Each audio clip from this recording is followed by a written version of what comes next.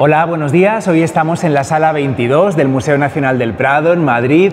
Vamos a hablar del Prado en femenino y de Isabel de Farnesio a través de 3 retratos que tienen mucho que ver con ella. Para ello contamos con Noelia García Pérez, directora científica del Prado en femenino y catedrática de Historia del Arte en la Universidad de Murcia. Hola, Noelia, ¿cómo estás? Buenos días, ¿qué tal? Encantada. Hoy tenemos 3 retratazos. 3 retratazos, que tienen algo en común. ¿Qué es? Estamos viendo uno de ellos ahora. Pues estamos viendo 3 retratos de 3 mujeres protagonistas durante la biografía, el periodo de reina de Isabel de Farnesio, sus 3 nueras, 3 reinas, consortes, que podemos presentar, si te parece. Sí. Pues la primera de ellas es Luisa Isabel de Orleans, que fue la esposa de Luis I, el hijo primogénito del rey Felipe V y de la reina María Luisa Gabriela de Saboya, su primera esposa.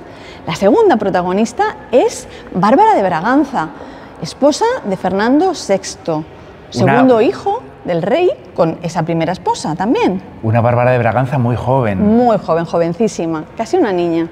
Y el tercer retrato es el de María Amalia de Sajonia, la esposa de Carlos III. Este sí, no hijastro, sino hijo de Isabel de Farnesio. Y no cualquiera, su hijo favorito, al que la reina llamaba Carleto. Aquí la tenemos. Y lo que vamos a hacer, si te parece bien, Bernardo, es, en lugar de hablar de ellas por orden cronológico, vamos a hablar de tipologías de retratos. Perfecto. Porque tenemos 2 retratos que nos acercan al concepto de retrato prenupcial y un tercer retrato de reina consorte.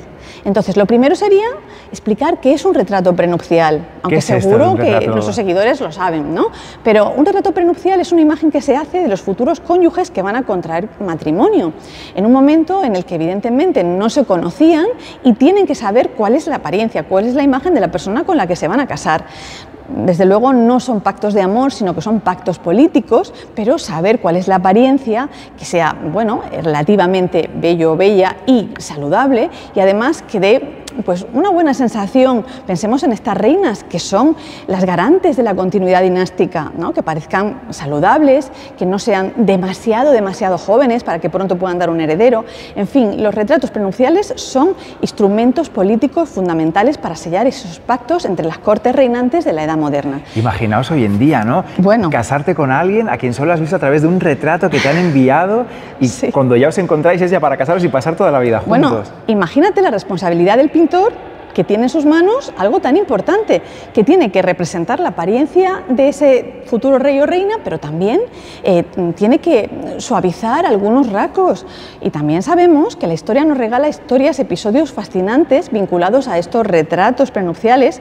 Algunos nos hablan de cuestiones afectivas, nos hablan de cuestiones más o menos dramáticas en ocasiones, pero incluso de decepciones tremendas, como la que experimentó Enrique VIII cuando vio en persona a Anne Clips, después de conocerla a través del retrato que había hecho Holbein. Su decepción fue tal, probablemente exagerada, pero su decepción fue tal, igual fue una excusa, que no consumó el matrimonio y que fue la excusa perfecta para anular ese matrimonio. Hasta ese punto es importante el retrato prenupcial. Y nosotros aquí tenemos 2, este de Bárbara de Braganza y el de María Amalia de Sajonia. Bárbara de Braganza contrae matrimonio con Fernando VI. Aquí tenemos a Fernando VI, este retrato lo tenemos aquí en el museo. Pero para no movernos... Está aquí muy cerquita, no pasa nada. Ahí lo tenemos. Está 2 salas hacia la izquierda. Aquí es un pelín más joven. Sí, es un niño. Esto es 2 años antes del retrato que estamos viendo de Bárbara de Braganza. Esto es el 23 y eso es el 25. Contrae matrimonio en el 29, pero la política matrimonial se inicia antes. Y en ese contexto de la política matrimonial, los reyes de España, Isabel de Farnesio y Felipe V, le piden al embajador en la corte de Lisboa que le encargue al pintor italiano Domenico Duprat que realice el retrato de Bárbara de Braganza y de su hermano José I, el que tenemos aquí, en un retrato que se conserva en Patrimonio Nacional. Él es el hermano de Bárbara. Exacto, los 2 representados, envueltos en ese manto de armiño que de alguna manera pues alude a su condición regia, porque ya sabemos que el armiño era exclusivo de la realeza. Ahí vemos esas motitas oscuras, esas colitas que nos hablan del armiño. Exacto. ¿Y por qué la reina encarga estos 2 retratos y no uno? Porque se trataba de un matrimonio doble. Bárbara y su hermano iban a contraer matrimonio con 2 hijos de los reyes, con Fernando VI y con Mariana Victoria de Borbón. Aquí los tenemos. Este es el segundo enlace. Entonces se encargan retratos de los dos príncipes para que lleguen a la corte española y desde la corte española mandan retratos a la corte portuguesa. Qué cara de pilla tenía María Victoria de Borbón, ¿no? ¿Verdad?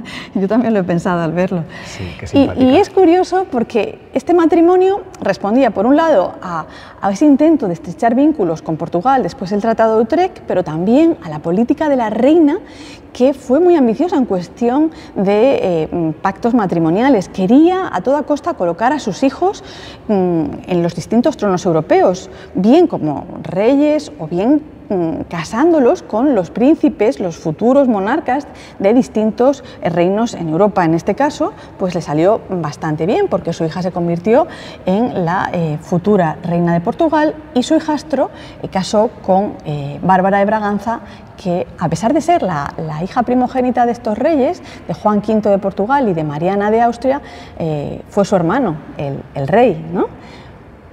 Es un retrato bellísimo, muy bello, de Duprat, muy influenciado por el clasicismo francés, donde aparece acompañada de ese pequeño cachorro que acompaña a la protagonista. Es interesante también... Un perrito adorable.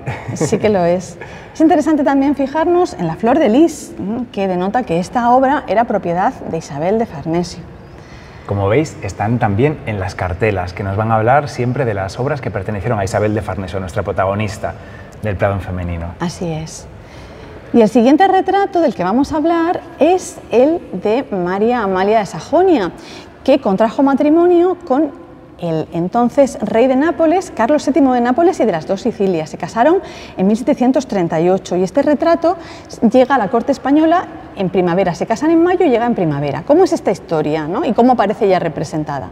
Bueno, lo primero es cómo se gesta este intercambio de retratos. Desde la corte de Nápoles, Molinareto, el pintor de la corte, va a hacer un retrato de Carlos III para enviar a la corte de Dresde para que la futura reina conozca a su prometido. Ese intercambio de retratos nupciales. Y va a mandar otro a la corte española. Bueno, este retrato lo vemos ahí pues, con la corona, con el cetro.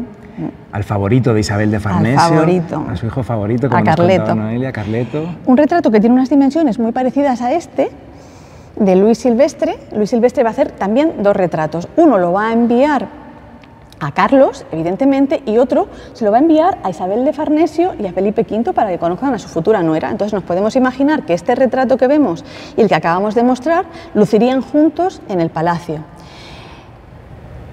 ¿Cómo aparece la reina? La reina aparece, la futura reina, mejor dicho, aparece vestida a la polaca, con un traje maravilloso, un abrigo rojo forrado de armiño. El armiño se ve muchísimo mejor aquí que en el otro retrato. Aquí se ve mejor todavía, sí. También podemos ver el vestido blanco rameado con esas flores fantásticas que asoman. Incluso vemos el zapato. La puntita del zapato, que ¿no? nos dice que es como rojo y dorado, ¿no? Sí, parece. que hace juego con todo lo que es la pasamanería que adorna el abrigo. Es un retrato que se ha restaurado recientemente y del que nos habló Marta Méndez en Restauración. Así es. Y aparece la reina con varios símbolos que aluden al futuro que le espera, la corona, el cetro, ambos descansan sobre un mullido cojín de terciopelo azul y esa columna fantástica y el cortinaje que presiden la composición.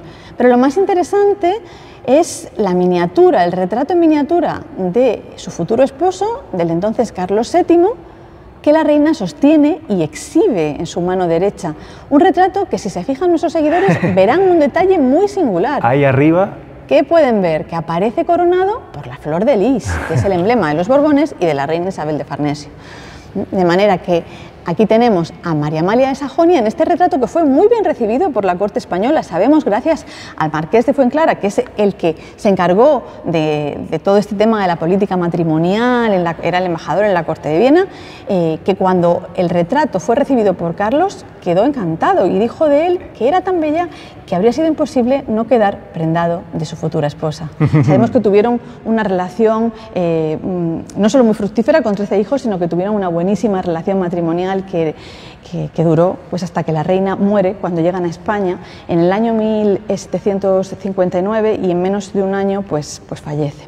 Bueno, y el último retrato del que vamos a hablar es este retrato fantástico con el que comenzábamos el directo de la reina Luisa Isabel de Orleans. La última de las nueras de Isabel de Farnesio de las que hablamos hoy. De las que hablamos hoy, sí. Y tiene algo muy curioso este retrato, ¿no? Tiene muchísimas cosas que contar. Bueno, Luisa Isabel de Orleans llega a la corte española en el año 1722, de nuevo fruto de un doble pacto matrimonial, como veíamos al principio. Ella se iba a casar con el heredero, con el príncipe de Asturias, con Luis I el Breve. Y la otra parte del pacto era un personaje del que ya hemos hablado esta mañana, Mariana Victoria de Borbón, que la tenemos aquí. Que la hemos visto antes. Que la hemos visto antes. ¿Me he vuelto a salir? No, aquí está. Aquí está. Que estaba prometida a el futuro Luis XV. Luis XV era muy pequeño, estaba en un momento de minoría de edad, tenía 11 años cuando ella llega a la corte francesa, la mandan a la corte francesa con apenas 5 años para educarse allí, y está actuando como regente el duque de Orleans, que es el padre de Luisa Isabel.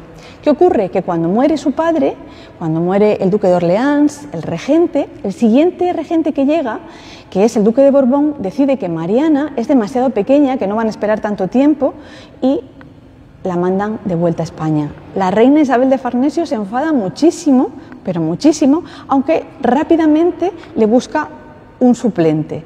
De hecho, el mismo año, 1725, en el que es de vuelta a su hija, ya la promete con José I, con el futuro José I de Braganza. Es así como un mismo personaje tiene dos proyectos matrimoniales. Bueno, pero volvamos a este personaje, volvamos a la reina Luisa Isabel de Orleans. Luisa Isabel de Orleans, como decía, llega en 1722 y desde el primer momento da muestras de ser una persona bastante problemática. Vamos a fijarnos simplemente en lo que decía su abuela de ella cuando la mandan desde la corte francesa. Su abuela decía que era la persona más desagradable que había conocido nunca. Siempre ya hable, coma o beba. Su abuela. Esto lo decía su abuela, sí, de ella, de Luisa Isabel de Orleans. Que era mona, ¿no? Decía que era mona, una boca pequeñita, una piel muy blanca, pero que era la persona más desagradable que había conocido jamás. Hable, coma o beba. Que no derramaron ni una sola lágrima ninguna de las dos cuando se despidieron. Cuando se vino a España. Así que esto ya apunta maneras de lo que nos íbamos a encontrar. Fue un personaje muy problemático, pero más que nada porque tenía problemas de salud mental. Y tenía una educación bastante cuestionable para convertirse en reina. Se embriagaba con frecuencia, apenas se aseaba, en muchas ocasiones iba descalza por el palacio con poca ropa, lo que generaba mucho escándalo. En muchas ocasiones no comía en público, pero luego comía mucho y cualquier cosa a deshoras, es decir, tenía problemas de salud mental y probablemente problemas de desorden alimenticio. Es un tema muy grave realmente, ¿no? En el que no se debe jamás frivolizar. Y también hay que pensar lo duro que debió ser para estas mujeres trasladarse a cortes ajenas, con idiomas que no hablaban, culturas muy diferentes y a muy corta edad, ¿no? Esto es un tema del que habría mucho que hablar. Pero en cualquier caso lo cierto es que la reina era muy problemática. Y cuando Luis es convertido en rey en el año 1724, cuando el rey abdica en su hijo, el problema se agudiza. Y llega un punto en el que Luis tiene que encerrarla en una de las salas del Alcázar, porque no puede más con la situación. Como dice María Ángeles Semper, le está amargando la vida realmente. Y eso que él estaba muy enamorado de su esposa, pero la tiene que encerrar durante unos días. Ella le promete que va a cambiar, le pide por favor que la libere y efectivamente lo hace. Pero poco después cae enfermo de viruela, una enfermedad que se lo llevará en tan solo 15 días. Durante esos 15 días la reina va a estar a su lado en todo momento, ocupándose de él. Caerá enferma, pero no morirá. Será Luis el que muera y ella se convierta en reina consorte viuda. A continuación, pues es un poco recluida de la corte, como exige el luto, durante unos meses. ¿Y qué ocurre después? Pues ocurre que desde la corte de Francia devuelven a Mariana Victoria de Borbón y la reina Isabel de Farnesio dice: esto sí que no. Me devolvéis a mi hija, rompéis este pacto matrimonial y además me tengo que quedar con Luisa Isabel de Orleans, que es muy problemática. Claro. Pues que vuelva a la corte francesa. Si se rompe el pacto por un lado, se rompe también por otro. Exactamente, ¿no? Y la devuelve a la corte francesa. Pero ¿qué tiene de increíble este retrato? Que estaba en los almacenes del museo, igual que el de María Amalia de Sajonia, y ha salido de los almacenes para unirse al itinerario. Pues tiene que, si los espectadores se fijan, verán que está inacabado. Está inacabado. Ella aparece representada con elementos iconográficos que nos hablan de la reina consorte, sobre todo la corona sobre la que descansa su mano, la columna, ¿no? Y este cortinaje fastuoso. Es un retrato bellísimo, en tonos pastel, pero es un retrato que queda inacabado. Nos podemos fijar en el encaje de la manga, por ejemplo, incluso en todo lo que es la parte de la joyería que luce en el pecho, pero sobre todo y especialmente en la parte final. Vemos que el retrato no se ha acabado. Sí, porque aquí está muy terminado, ¿no? En el cuerpo del vestido, aquí no, y abajo hay sorpresa, ¿no? Hay sorpresa, lo más increíble lo hemos dejado para el final. ¿Qué vemos detrás? La radiografía de la obra ha puesto en evidencia lo que ya es bastante obvio simplemente a la vista, que detrás de este retrato hay otra imagen. Un retrato inacabado porque su reinado apenas dura 8 meses y sabemos que la envían a Francia unos meses después. Pero ¿qué ocurre con este retrato? ¿Quién está detrás de esta imagen? Hay un rostro ahí. Hay un rostro. Lo que hemos hecho es darle la vuelta para poder comprobar que la persona representada, no sé si se puede apreciar bien, pero la persona representada con toda probabilidad no es otra que su suegra Isabel de Farnesio.